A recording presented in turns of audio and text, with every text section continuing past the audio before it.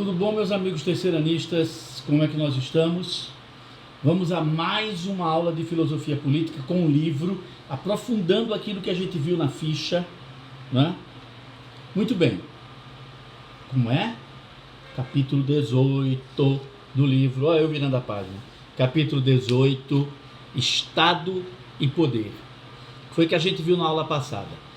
Primeira página do capítulo 18. Pensar o poder. Como os filósofos classificam o que significa poder. O que é o poder político? Que capacidade é essa que tem os governantes de mandar sobre os governados? Aí depois a gente viu poder e política. O item seguinte. Aí vimos que a primeira forma de entender o poder foi através do liberalismo clássico. Liberalismo, a gente já sabe, é aquela ideia política que defende a propriedade privada, a liberdade de expressão, que defende a vida, que defende o direito à felicidade. John Locke é um dos criadores do liberalismo tradicional, o liberalismo clássico. Aí a gente vira a página, naquela foto que tem um soldado marchando, aí a gente vira a página. Aí vem o Estado e a sociedade civil. A gente percebeu que o liberalismo no século XIX e no começo do século XX, ao ser aplicado, ao funcionar no dia a dia na prática, ele não atendia todos os interesses da sociedade. É por isso que a sociedade terminou se organizando em determinadas instituições, as escolas, os sindicatos, as igrejas, as associações de bairro, os conselhos profissionais, Conselho Regional de Medicina, OAB, Ordem dos Advogados do Brasil, CREA, né, Conselho Regional de Engenharia e Arquitetura. Né? Por quê? Porque nem sempre as leis feitas pelos políticos atendiam os interesses de cada grupo da sociedade. Então, era preciso que esses grupos se organizassem para defender os seus direitos, para impor ao Estado as suas reivindicações. É isso que a gente chama de a sociedade civil organizada. Os clubes sociais, associações de atletas e assim por diante. Não é? Quem vai fazer uma espécie de elogio ao poder estatal, a dizer que o Estado é a forma mais bem organizada que a sociedade humana pode produzir? Georg Friedrich Hegel, filósofo alemão, que viveu no final do século XVIII, o século das luzes, e o começo do século XIX. Então Hegel viu a Revolução Francesa, Hegel viu Napoleão Bonaparte, Hegel viu o Congresso de Viena e as primeiras revoluções liberais. E Hegel percebeu que a organização de poder estava muito tumultuada. É por isso que Hegel vai, ao escrever sobre filosofia política, defender o Estado como a forma mais bem organizada que a sociedade pode produzir. Que, basicamente, Hegel não disse isso. Mas é sempre melhor o pior dos estados do que Estado nenhum.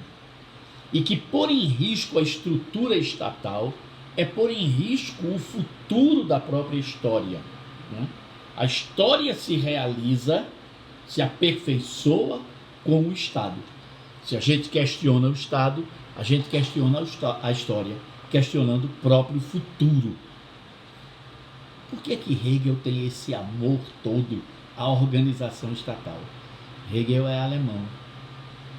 E você sabe que nessa época a Alemanha não era um Estado nacional unificado. A Alemanha era formada por vários pequenos estados que se uniam por questões políticas, dinásticas ou comerciais, mas não havia uma Alemanha unificada, como não havia uma Itália unificada.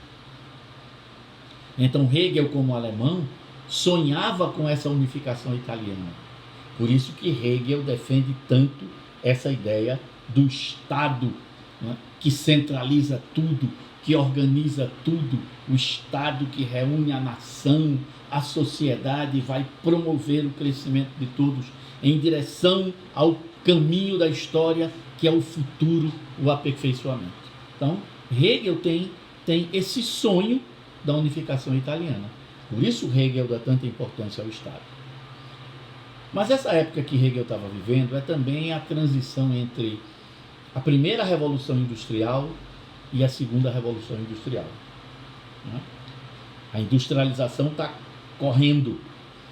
E na Europa Central, França, Alemanha, Bélgica, não é? Parte do Império Austro-Húngaro, o norte da Itália, a Dinamarca, a Inglaterra, claro. A Inglaterra você já sabe, estudou com o professor de História, a Inglaterra é o berço da Revolução Industrial. Então a gente estava começando a substituir as máquinas a vapor pelo motor elétrico, o dínamo, pelos derivados de petróleo, né? Começava o petróleo a ser uma fonte de energia, né, a ser utilizada, substituindo o carvão, não é isso? O motor a combustão estava aparecendo também, e a situação do operariado não melhorava. Continuava a mesma desgraça, né? Ruim, muito ruim. É aí que na mesma Alemanha de Hegel, só depois que Hegel morreu, né, uns 15 anos depois que Hegel morreu, dois pensadores alemães, Karl Marx e Friedrich Engels, começam a mostrar que Hegel está errado. O que Hegel está defendendo não é um Estado para todos, não é um poder político para todos, é uma imposição dos mais ricos sobre os mais pobres. E Marx e Engels não diziam isso somente olhando a época em que eles estavam vivendo. Marx e Engels criaram uma teoria para mostrar que desde que existe o Estado, lá no Egito, na Mesopotâmia das cidades sumerianas, o Egito dos faraós, todos os estados sempre foram assim. Uma minoria rica impondo o seu poder sobre a maioria sem propriedade. Sempre os estados, desde a antiguidade, foram o poder dos dominantes sobre os dominados, dos exploradores sobre os explorados, dos proprietários sobre os não proprietários. Então, isso variou de época para época. Na Grécia, os eupátridas e os tetas. Em Roma, patrícios e plebeus. Na Europa medieval, feudal, senhores e servos. Na Idade Moderna, nobreza cortesã, burguesia. E agora, dizia Marx, né? Agora é século XIX. Agora é a burguesia que controla tudo. E a classe dominada é o proletariado, o operariado. Então, na verdade, essa dicotomia, quem tem o poder, os meios de produção, o dinheiro, tem a força política. Quem não tem dinheiro, quem não tem propriedade, quem não tem as máquinas, são os que obedecem. Sempre foi assim, dizem Marx e Engels, século XIX, 1848, Manifesto Comunista. É o texto onde essas ideias estão ali. E o que é que Marx propõe? Vamos acabar com isso. Vamos acabar com essa dicotomia, né, essa diferença entre exploradores e explorados, dominantes e dominados, que sempre existiu. Como é que a gente pode acabar? A gente tem que acabar com o capitalismo. A gente tem que acabar com qualquer sistema econômico que proponha que uma minoria tem os meios de produção, as riquezas, e a maioria não tem nada. Se a gente conseguir criar um país, uma sociedade, onde não exista mais exploração do homem sobre o homem, onde não existam patrões nem empregados, mas todos sejam patrões de si mesmo, e todos os meios de produção sejam de propriedade coletiva, aí sim nós teremos um país justo e um governo justo. Como fazer isso? Marx e Engels propunham, eu estou seguindo o livro, né, e lendo, eu estou naquela página Marx e o Estado, em que tem o retrato de Napoleão, né? Marx e o Estado. Então Marx dizia que era possível criar um país governado por trabalhadores. Como é que isso ia acontecer? Marx diz que os trabalhadores primeiro teriam que ter consciência de sua própria exploração. Depois os trabalhadores deviam se unir. Não são os trabalhadores da França, mas os trabalhadores da Europa. Não são os trabalhadores da Europa, são os trabalhadores do mundo todo. Por isso a frase, trabalhadores do mundo, univos. Não adianta um país, só um país, fazer uma revolução e os operários tomarem o poder e criarem o primeiro Estado socialista do mundo. Não, porque o resto do mundo continuará capitalista. É preciso que essa revolução dos trabalhadores, revolução proletária, se espalhe por outros países, porque só assim o capitalismo se acabará. E se acabando o capitalismo, vai se acabar a exploração do homem sobre outro homem. Vai se acabar patrão e empregado. Todos trabalharão igualmente numa sociedade em que tudo será repartido igualmente entre todos. Esse era o projeto de Marx para a construção de um Estado socialista. Um Estado que não teria mais a exploração do capitalismo. Então, para emancipar os trabalhadores dessa sua exploração, só uma revolução. Só através, exatamente, da violência os trabalhadores chegariam ao poder. Porque através da violência, Marx dizia, olha, trabalhadores não têm direito a voto, porque nós vivemos numa sociedade onde o voto é censitário. Trabalhadores não têm renda mínima, nunca terão voto. Então não vai ser pelo voto que os trabalhadores elegerão seus representantes para mudar o mundo. Ainda que seja assim, imagine que você dê voto aos operários. A burguesia não vai querer entregar as suas propriedades, os latifundiários não vão querer dividir suas terras, a igreja não vai perder os seus privilégios. Então, não tem outro caminho. Só uma luta armada, uma revolução, levará a maioria dos trabalhadores, a maioria da população ao poder. Não, se não for assim, não chegaremos nunca ao poder. Marx achava que os países mais industrializados é que teriam condições de iniciar uma revolução socialista. Então seria a Alemanha, a França, a Inglaterra. País agrário, país atrasado, vendedor de matéria-prima, esses países demorariam muito para fazer suas revoluções, porque eles não tinham operários. Alguns países naquela época, 1848, como o Brasil, Estados Unidos, ainda tinham escravidão. Como é que esses países vão fazer uma revolução proletária se eles não têm proletários? Essa era a ideia de Marx. Mas o mundo continuou existindo, andando. Marx morreu, Engels morreu, e o que é que aconteceu? Os sucessores de Marx e Engels fizeram revoluções em países agrários. O Império Russo, a Rússia, 1917, outubro de 1917.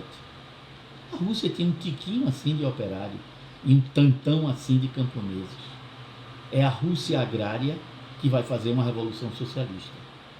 A China, 1949, tinha isso assim de operários, isso assim de camponeses.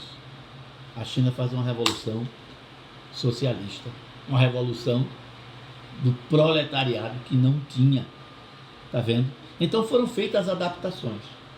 Tem gente que diz que é por isso que o marxismo, enquanto prática política, não funcionou, porque foi posta em prática uma teoria que Marx nunca pensou.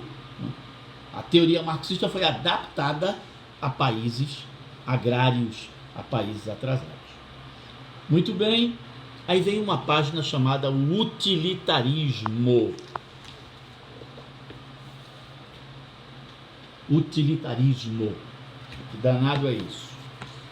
Na construção da sociedade liberal burguesa do século XIX, né, se descobriu que era preciso colocar como principal objetivo, aliás, Locke já tinha dito isso, o principal objetivo de uma sociedade é promover a propriedade privada, o direito à vida, o direito à liberdade, o direito à felicidade. Então, se não existe uma sociedade justa, ninguém poderá ser feliz. Então, esse menino Jeremy Bentham, ele dizia que era preciso você criar condições na sociedade burguesa, no liberalismo, para que as pessoas pudessem ser felizes. Então era necessário dar condições para que todos tivessem acesso ao trabalho, direito à vida, à educação. Veja, o liberalismo já pensava, percebia que se você não cria condições para que os pobres saiam da pobreza, você não terá uma sociedade justa, uma sociedade melhor. Você terá sempre choques de interesse, lutas internas, e isso não é bom. Isso atrapalha o desenvolvimento. Então, o utilitarismo, não é? A busca pela felicidade individual é substituída pelo ideal de uma felicidade social. Não é eu ser feliz sozinho, eu rico, não é? Na minha casinha com meu automóvel. Eu tenho que criar uma sociedade onde todos possam ter sua casinha e seu automóvel. Então o governo liberal tem que fornecer condições para que todos tenham as mesmas oportunidades e possam construir com essas oportunidades, essa educação, saúde, né, essa plenitude, possam chegar, né, aos mesmos resultados. Agora, acontece que esse mesmo Bentham percebia que para que você alcance essa sociedade ideal, é preciso impedir que aqueles que atrapalham esse caminho para uma sociedade mais justa, que esses camaradas que atrapalham esse caminho, eles sejam punidos. Então vem a questão penal, a questão do crime. Bentham achava que só punindo com rigor você vai impedir que a criminalidade e a violência cresça. E aí todos os cidadãos com medo do castigo passarão a ser disciplinados, bem comportados. Por isso que Bentham dava importância enorme a esse aspecto da prisão. Quem desobedece à lei, quem atrapalha o caminho de criar uma sociedade melhor, tem que ser punido, e punido com rigor. Ele então bolou uma penitenciária onde todas as celas dos prisioneiros poderiam ser vigiadas por um único guarda, um único vigilante. Ele criou então um tipo de prisão circular que era chamada de panóptico. É uma página dupla que você tem aqui no livro, mostrando como funcionava, né? Essa penitenciária redonda. Tá vendo aí? Essas janelinhas, na verdade, são as celas dos prisioneiros. E aqui no meio desse círculo tem uma torre onde fica o soldado, o guarda. Então todas as celas podem ser vistas por um único guarda. Era o ideal, não é? De prisão panóptico. Pan quer dizer tudo, não é? No sentido de ao redor de. Óptique é ver. Panóptico era a penitenciária onde um homem de um canto só, de uma torre de vigia, podia ver todas as celas. Muitas prisões foram construídas no século XIX, seguindo essa ideia de Bentham, né? Jeremy Bentham, o panóptico. Aqui em Pernambuco, né, onde hoje é a Casa da Cultura, lá no bairro de Santo Antônio, perto da Ponte Velha, ou Ponte 6 de Março, Casa da Cultura, porque hoje não, faz tempo, né? É um espaço onde você tem lojinhas de artesanato, onde apresentações culturais do nosso folclore acontecem. Mas aquilo já foi uma cadeia.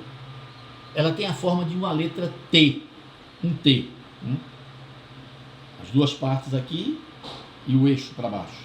Então, Quem está nessa parte aqui, onde as três linhas se juntam, pode vigiar a ala norte com as suas celas, a ala sul com as suas celas e a ala oeste com as suas celas, a ala leste com as suas celas.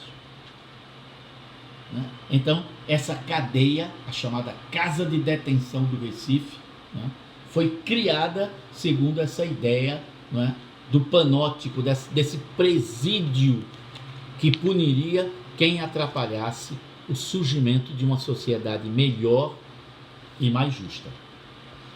A gente sabe que os sistemas penitenciários no mundo terminaram sendo sistemas de exclusão. Não adianta você botar o sujeito preso. Ele tem que ter uma atividade. Ninguém se recupera sem uma atividade. Outra coisa, se descobriu que a maior parte dos presos eram aqueles que já eram pobres, que não tinham emprego, que não tinham alfabetização, educação, que nunca teriam oportunidade. E presos é que não teriam mesmo. Porque depois que saíam da cadeia, sempre se dizia, é um ex-presidiário, esteve na cadeia, é criminoso. E criminoso não se recupera. Pronto. Acabou-se. Está vendo? Como é que eu posso construir um mundo melhor com presídios desse tipo? Aí vem o século XX e se cria a ideia de que o presídio é um local de recuperação. Ótimo. Mas para ser um lugar de recuperação, eu tenho que primeiro ver a população carcerária. Todos sabem ler e escrever? Não sabem? Então o presídio tem que ter uma escola. Esses que são prisioneiros têm uma profissão, aprenderam um ofício, são marceneiros, são carpinteiros, são soldadores, sabem fazer o quê? Não sabem fazer nada? Então a prisão tem que ter escolas profissionalizantes, escola para aprender a ler e escrever. E se alguém tem um sonho de ir para a faculdade? Tem que haver uma escola nesse presídio para permitir que esse homem chegue a uma universidade. Esses homens têm que trabalhar numa horta, têm que plantar, um presídio tem que produzir seus legumes, suas frutas, sua comida. Os prisioneiros têm que produzir seus próprios lençóis, seus colchões, consertar os móveis que se quebram, tem que fazer a própria comida, tem que ter a cozinha. Se não for assim, a prisão é um depósito de criminosos, que a única coisa que vão aprender é aperfeiçoar o crime. Ou seja, a prisão se torna uma pós-graduação de crime. A ideia de Bentham era boa para vigiar, para punir, mas não era boa para recuperar. E a gente ainda tem hoje prisões que não recuperam ninguém. Isso não é só no Brasil não, os Estados Unidos também têm. O mundo da Europa Oriental tem isso sim. As prisões da Rússia não são lugares de recuperação, mas não são de jeito nenhum. Muito bem, aí John Rawls, outro pensador liberal também, norte-americano, apresentou uma nova visão de liberalismo no seu livro Uma Teoria de Justiça. O liberalismo de Rawls foi conhecido como neocontratualismo. Ele é influenciado por Locke, Rousseau e por Kant. O que é que ele diz? É preciso tomar a justiça como um princípio para toda a sociedade. Sociedades injustas, sociedades capitalistas injustas terão sempre conflitos. Ou eu crio uma sociedade capitalista onde a escola seja de qualidade para todos, onde o filho do jardineiro, se sonha ser médico, ele possa realizar esse sonho, ou então a nossa sociedade está fadada ao desastre. Rawls, ninguém melhor do que um norte-americano, sabe que a sociedade americana é injusta. A população negra